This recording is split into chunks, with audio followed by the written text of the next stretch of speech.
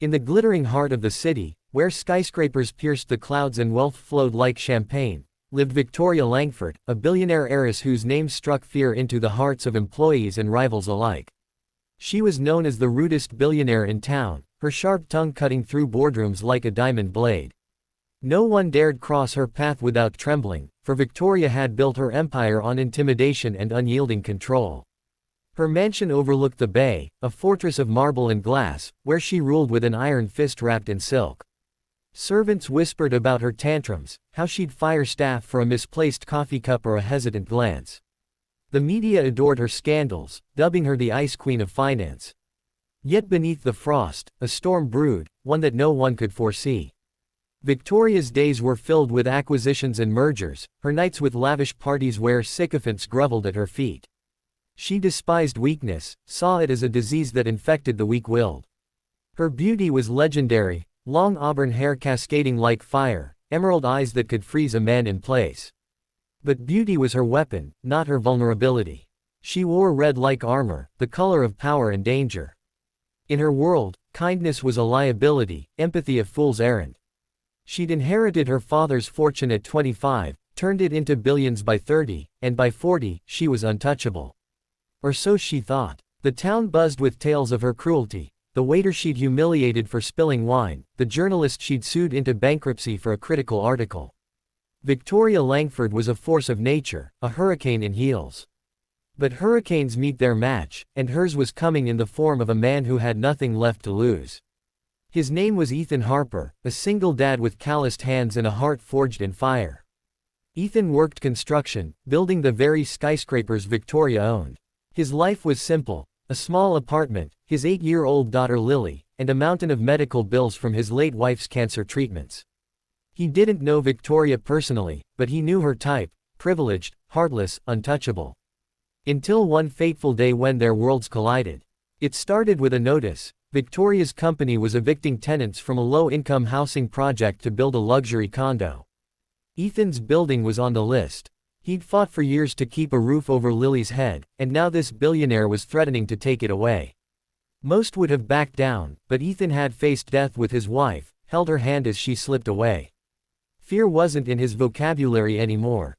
He marched to Victoria's office, past security who tried to stop him, and demanded to see her. The receptionist laughed, said Ms. Langford doesn't take walk-ins. But Ethan stood his ground, his voice steady, his eyes burning with resolve. Word spread quickly, a nobody was challenging the Ice Queen. Victoria, intrigued by the audacity, agreed to see him. As he entered her office, the air thickened with tension. She sat behind a desk the size of a small car, her red dress a slash of color against the white walls. "You have 5 minutes, she said, not looking up from her laptop. Ethan didn't flinch. He laid out the eviction notice, told her about Lily, about the community she was destroying. Victoria smirked, called him naive, said progress demands sacrifice. But Ethan didn't back down. He looked her in the eye and said, "You hide behind your money, but you're the one who's scared." The room went silent. For the first time in years, Victoria Langford felt something she couldn't name. 3,000 characters. Victoria leaned back in her chair, her manicured nails tapping rhythmically on the glass desk, each click echoing like a countdown to Ethan's dismissal. She'd faced countless men, CEOs, politicians, tycoons, who crumbled under her gaze, but this construction worker with dirt under his nails stood unwavering. His flannel shirt was faded, his boots scuffed, yet his posture screamed defiance. "Scared," she repeated, her voice dripping with mockery. "Do you know who I am, Mr. Harper? I could ruin you with a phone call." Ethan's jaw tightened, but his eyes never left hers. "You already are," he said, sliding the eviction notice across the desk. "My daughter's school is in that building. Her friends. Our home. You're not progress, you're destruction." Victoria glanced at the paper, then back at him, her lips curling into a sneer. She'd heard sob stories before, used them as kindling for her ambition. But something in Ethan's voice, raw, unpolished, real, made her pause. She dismissed it quickly, waving a hand. "Emotions don't pay dividends. Get out." But Ethan didn't move. "You think money makes you invincible," he said. "But it's made you lonely. Look around, no one here loves you. They fear you. Victoria's breath caught, a flicker of something crossing her face before the mask slammed back into place. She pressed a button, and security burst in, dragging Ethan toward the door.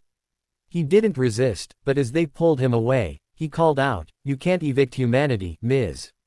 Langford." The door slammed, and Victoria was alone. Her heart raced, an unfamiliar sensation. She poured a scotch, neat, and stared out at the city she owned. That night, she couldn't sleep. Ethan's words echoed, burrowing under her skin. She researched him: Ethan Harper, widower, single father, no criminal record, glowing reviews from coworkers.